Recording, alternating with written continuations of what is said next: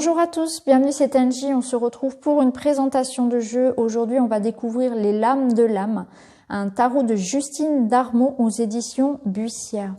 Alors je vais vous lire la petite présentation.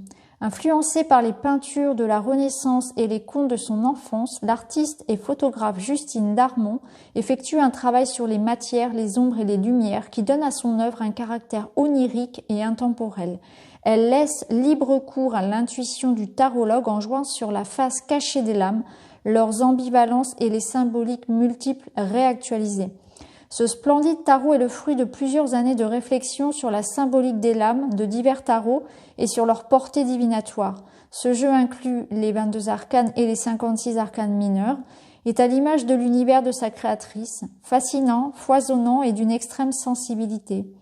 Découvrez la richesse de cet univers unique et levez le voile sur l'avenir. Ce tarot a 1000 choses à vous apprendre sur vous comme sur les autres. Donc c'est un jeu qui arrive donc avec son livre. Voilà, je vous montre le livre. De toute façon, on va le regarder. On va commencer par regarder un petit peu les cartes. Donc déjà ici, vous avez le dos avec le 2 de denier et les tranches sont dorées. Je le trouve vraiment très beau. Il y a quelque chose de très, ça donne envie de faire un travail d'introspection, je trouve, avec. C'est vraiment un tarot pour travailler sur soi. C'est ce que moi, c'est comme ça que je le ressens vraiment. Il y a vraiment une notion de tarot qu'on va pas trop exposer, qu'on va plutôt utiliser, vous voyez, à la lueur d'une bougie. Il y a vraiment un côté magique, mystérieux et intime dans le jeu. Alors, on va regarder les cartes tout à l'heure. On va aller regarder un petit peu le livre. Donc, déjà, vous avez toute une 2 pages qui sont consacrées finalement à l'artiste Justine Darmon, à son travail, à ses expositions.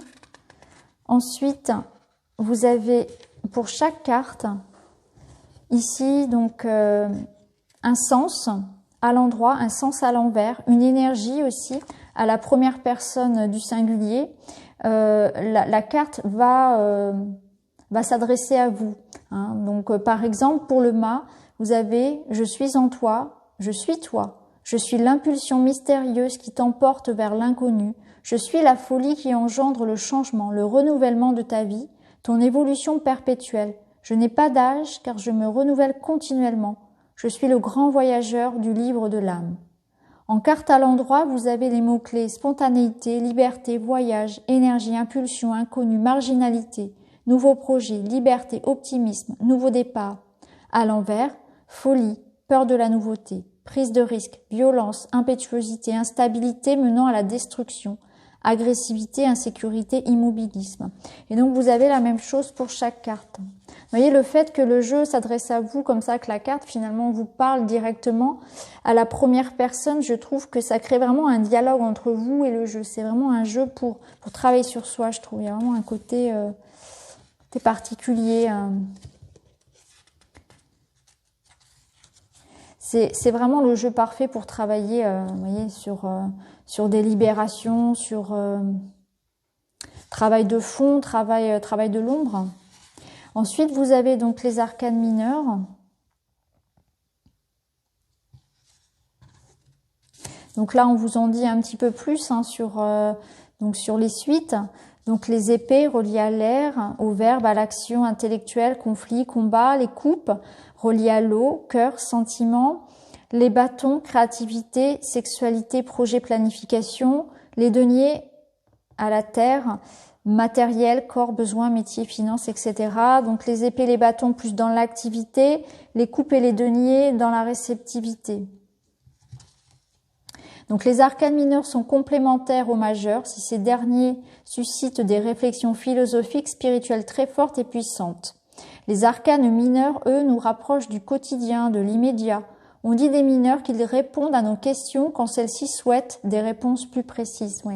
On peut très bien travailler qu'avec les majeurs et puis utiliser les mineurs pour des précisions. C'est vrai que ça rattache plus à la vie de tous les jours. Alors que les majeurs vont être plus dans des grandes étapes. Donc ensuite, vous avez un petit peu plus d'explications sur chaque suite et vous avez à chaque fois donc les mots-clés pareil à l'endroit et à l'envers. Donc par exemple, on va prendre le 2, ici on est dans les bâtons, le 2 de feu, donc on vous dit élément feu. Alors je vais vous lire la petite présentation de la suite. Donc les bâtons, ils représentent ceux qui innovent, qui produisent et qui fabriquent. Les bâtons expriment donc la capacité de planifier des projets et les mettre en action et de les concrétiser. Ils sont associés au mouvement, au déplacement d'une personne, voyage, trajet, ou d'une information, communication, courrier, téléphone, internet, et aux projets, aux démarches, aux initiatives, aux nouvelles entreprises, au milieu du travail, à ces interactions. Il renvoie également à la profession, au négoce, au commerce, aux affaires, aux transactions, à la vie professionnelle, à l'entrepreneuriat, aux écrits, communications, aux petits voyages, déplacements à l'étranger et aux étrangers, à la science, la créativité, l'inventivité, à l'ambition, aux passions, à la débrouillardise, à la vivacité d'esprit, à l'intuition qui inspire et à la communication avec le divin. On les associe aussi aux petites contrariétés de la vie, au délai, au retard. Les personnages des bâtons sont considérés comme les faiseurs de projets. Ils sont ceux qui sortent des sentiers battus, soit ceux qui font progresser le monde à avancer les sociétés et avancer les sociétés. Donc voilà, après vous avez donc pour chaque carte comme tout à l'heure les petits mots-clés. Donc si on prend le 2 de bâton, à l'endroit formulation d'une nouvelle cible, d'une nouvelle idée, d'un projet avec des potentialités permettant au consultant de sortir de ses projets limites. À l'envers, l'énergie et la volonté rencontrent l'opposition, manque de confiance en son projet. Et vous avez donc la même chose pour chaque suite. Donc ici, vous avez donc les cartes de cour, donc valet de bâton, cavalier de bâton, reine de bâton, roi de bâton, toujours à l'endroit, à l'envers, pareil.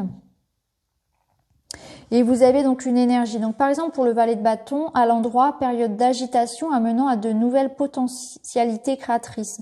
Besoin d'élargir son champ d'action, d'introduction d'une nouvelle phase de l'existence. Alors qu'à l'envers, période d'agitation amenant à s'éparpiller et à vouloir commencer trop de projets à la fois, nécessité de se recentrer. Et la même chose donc pour les coupes, les cartes de cour, donc ce qu'elle appelle les honneurs, pour les deniers et pour les épées. Ensuite, vous avez des petits exemples de tirage. Donc, vous avez le fameux tirage en croix avec donc 4 cartes et puis la réduction théosophique. Vous avez la grande croix. Donc là, ce tirage est pratique pour mettre en évidence les causes, les tenants et les aboutissants d'un problème. Il constitue un tirage psychologique autant que divinatoire, mais il est un petit peu trop lourd pour être utilisé systématiquement. Donc, de manière générale, vous allez plutôt utiliser celui-ci, celui qu'on connaît tous quand on utilise le tarot, le fameux tirage en croix, qu'on peut d'ailleurs utiliser pour d'autres jeux et même pour des oracles. Et puis, la grande croix pour vraiment peut-être un point, un bilan, une question particulière ou bien un tirage annuel, par exemple. Voilà, pour le livre. On va aller voir maintenant les cartes. Donc on a une petite marge et puis il est tout doré en fait, il est dans des tons or et noir que moi j'apprécie beaucoup, vous le savez. Alors on est parti, on va aller voir donc toutes les lames. Donc ici on a le mât, le battleur, la papesse, l'impératrice, l'empereur, le hiérophante, l'amoureux, le chariot, la justice, l'ermite, la roue de fortune, la force, le pendu, l'arcane sans nom, la tempérance, le diable, la maison Dieu, l'étoile, la lune,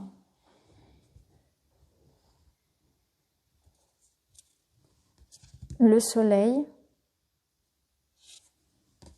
le jugement, le monde.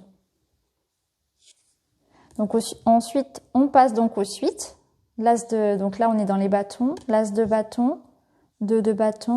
Donc c'est une structure de tarot de Marseille. Hein. C'est un Marseille revisité. 4 de bâton, 5 de bâton.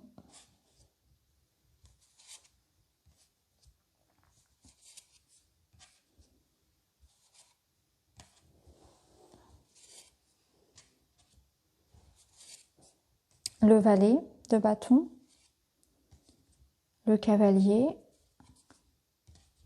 la reine de bâton,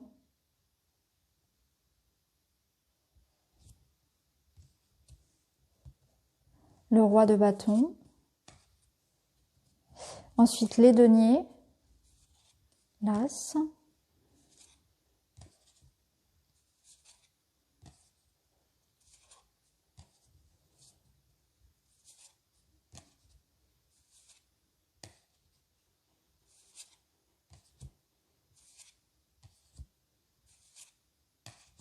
le 10 et maintenant les cartes de cour. Donc le valet de denier, le cavalier, la reine et le roi. Les coupes,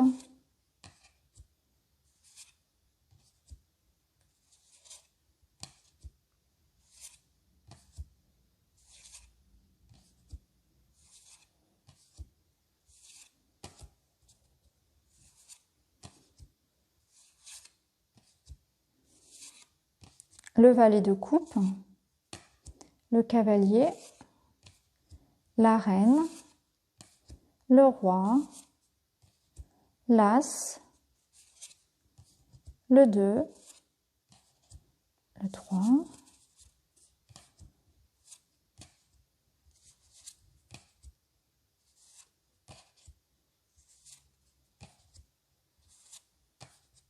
le 9, le 10 d'épée et les cartes de cour, valet d'épée, cavalier d'épée, la reine et le roi. Donc voilà pour ce tarot, les lames de l'âme, tarot, un jeu de Justine Darmon aux éditions Buissière. Je vous mettrai toutes les informations en barre d'infos. N'hésitez pas à me dire si le jeu vous parle, s'il vous attire. Toutes les remarques sont les bienvenues. Je vous embrasse les amis et je vous retrouve très vite dans une autre vidéo. Merci beaucoup, à bientôt.